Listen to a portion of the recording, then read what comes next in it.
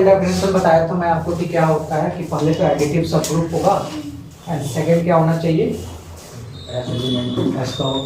Farrell R belongs to और S belongs to, that is उनका multiplication होना चाहिए। लेफ्ट से मल्टीप्लाई तो लेफ्ट आइडियल, राइट से मल्टीप्लाई तो राइट आइडियल, बस लास्ट में थोड़ा सा चेंजेस है और क्या उसमें कुछ नहीं है। तो देखो प्रूफ में गिवन लिखोगे कैसे, रिटर्न नहीं करोगे, देख लो। Let R plus comma dot be a ring and let S and capital T are two ideal of ring R। ठीक है, इतना ही दिया हुआ है, इसके अलावा नहीं दिया हुआ गिवन में। टू प्रूफ आपको प्रूफ करना है, क्या प्रूफ करना है, S intersection T is an ideal. Upon left के बजाय दोनों प्रूफ करने वाले ना, ठीक है।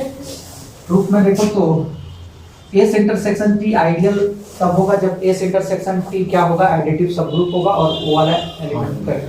तो नंबर फर्स्ट आपका इसमें पॉइंट होगा कि S intersection T is an additive subgroup, additive सब ग्रुप। पहला पॉइंट ये आपको क्या होना चाहिए, एडिटिव सब ग्रुप होना चाहिए एस इंटरसेक्शन टी, ठीक है। तो आपका क्या है, since S and T are ideals, ठीक है, then S and T are additive subgroup, additive subgroup. आपका एस इंटरसेक्शन टी क्या है, एस और टी दोनों आइडियल है तो एडिटिव सब ग्रुप होगा आइडियल का डेफिनेशन से। And we know that the intersection of two additive subgroup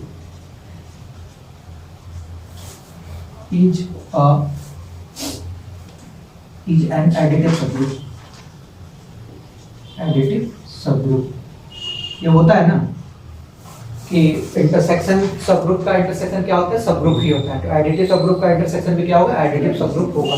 hence अब क्या हो जाएगा, S intersection T is additive सब ग्रुप, इज एन एडिटिव सब ग्रुप। पहला पॉइंट आपको ये प्रूव करना था, फर्स्ट पॉइंट क्लियर हुआ, ठीक है। सेकंड पॉइंट देखते हैं अपन। सेकंड पॉइंट आपको क्या करना पड़ेगा, for all R belongs to R ले लो and for all S belongs to S intersection T, यही लेना पड़ेगा। अब आपको प्रूव करना पड़ेगा R into S और S into R belongs करता है S इंटरसेक्शन T, ठीक है। Now S belongs to S intersection T, this imply S belongs to S and S belongs to T, दोनों में बिलोंग करेगा क्योंकि इंटरसेक्शन में वही एलिमेंट आते हैं जो कॉमन होते हैं, ठीक है।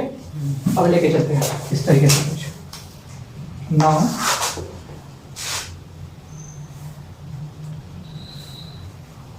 कुछ इस तरीके से, now S belongs to S and S is an ideal,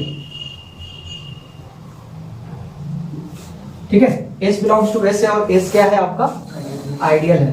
तो A इंप्लाई क्या करेगा आपको, R into S belongs to S and S into R belongs to S। Ideal के लिए लेफ्ट और राइट दोनों होगा।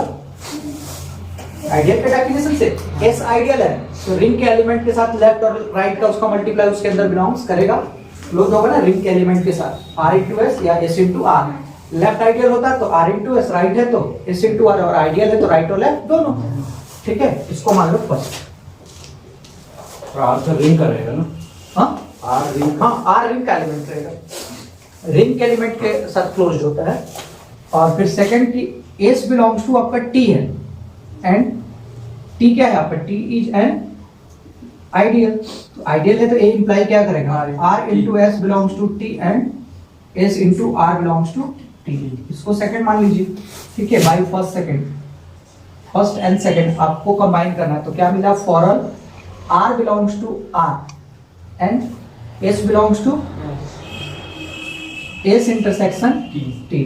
दिस इम्प्लाई, यहाँ पे देखो R इंटू एस, एस के अंदर, यहाँ पे R इंटू एस किसके अंदर है? T के अंदर है, तो क्या मिल जाएगा? R into S belongs to S intersection T and S into R S में, एस इंटू आर टी में, तो क्या मिलेगा? S into R belongs to S intersection T। यही तो चाहिए था ना, तो पॉइंट को दोनों, फर्स्ट पॉइंट सेकंड पॉइंट को सेटिस्फाइड कर दिया, हेंस क्या हो जाएगा? S intersection T is an ideal. यही प्रूफ करना था, बहुत आसान आसान थ्योरम है, सेकंड यूनिट में टफ नहीं पड़ेगा, केवल डेफिनेशन बेस्ड है। डेफिनेशन क्लियर है, क्वेश्चन बन जाएगा, कोई दिक्कत नहीं है, क्लियर हो? Yes sir.